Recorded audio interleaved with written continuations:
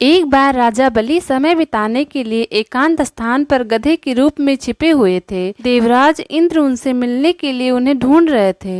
एक दिन इंद्र ने उन्हें खोज निकाला और उनके छिपने का कारण जानकर उन्हें काल का महत्व बताया, साथ ही उन्हें तत्व ज्ञान का बोध कराया। तभी राजा बलि के शरीर से एक दिव्य रूपात्मा स्त्री निकली। उसे देखकर इंद्रदेव ने पूछा, दैत्यराज ये स्त्री कौन है? देवी, मानुषी अथवा आसुरी शक्ति में से कौन सी शक्ति है? राजा बलि बोले, देवराज ये देवी तीनों शक्तियों में से कोई नहीं है, आप स्वयं पूछ ले। इंद्र के पूछने पर वे शक्ति बोली, देवेंद्र मुझे न तो दैत्यराज बलि जानते हैं और न ही तुम। पृथ्वी लोक पर लोग मुझे अनेक नामों से पुकारते हैं, जैसे श्री, लक्ष्मी आदि। इंद्र बोले, देवी आप इतने समय से राजा बलि के पास हैं, लेकिन ऐसा क्या कारण है कि आप इन्हें छोड़कर मेरी ओर आ रही हैं? लक्ष्मी बोली, देवेंद्र मुझे मेरे स्थान से कोई भी हटा या डिगा नहीं सकता। मैं सभी के पास काल के अनुसार आती जाती रहती हूँ। जैसा काल का प्रभाव होता है मैं उतने ही समय तक उसके पास रहती हूँ, अर्थात मैं समय अनुसार एक को छोड़कर दूसरे के पास निवास करती हूँ। इंद्र बोले, देवी आप असुरों के यहाँ निवास क्यों नहीं करती? लक्ष्मी बोली, देवेंद्र मेरा निवास स्थान वही होता है जहाँ सत्य हो, धर्म के अनुसार कार्य होते हो, व्रत और दान देने के कार्य हो। लेकिन असुर भ्रष्ट हो रहे हैं। ये पहले इंद्रियों को वश में कर सकते थे, सत्यवादी थे, ब्राह्मणों की रक्षा करते थे। अब इनके ये गुण नष्ट होते जा रहे हैं। ये तप उपासना नहीं करते, यज्ञ हवन दान आदि से उनका कोई संबंध शेष नहीं है। पहले ये रोगी स्त्रियों, वृद्धों, दुर्बलों की रक्षा करते थे, गुरुजन का आदर करते थे, लोगों को क्षमादान देते थे। लेकिन अब अहंकार, मोह, लोभ, क्रोध, आलस्य, अविवेक, काम आदि ने इनके शरीर में जगह बना ली है। ये लोग पशु तो पाल सकते हैं, लेकिन उन्हें चारा नहीं खिलाते, उनका पूरा दूध निकाल लेते हैं और पशुओं के बच्चे भूख से चित्कार करते हुए मर जाते हैं। ये अपने बच्चों का लालन पालन करना भूलते जा रहे हैं। इनमें आपसी भाईचारा समाप्त हो गया है। लूट, खसोट, हत्या, व्यभिचार, कलह, स्त्रियों की पतिव्रता नष्ट करना ही इनका धर्म हो गया है।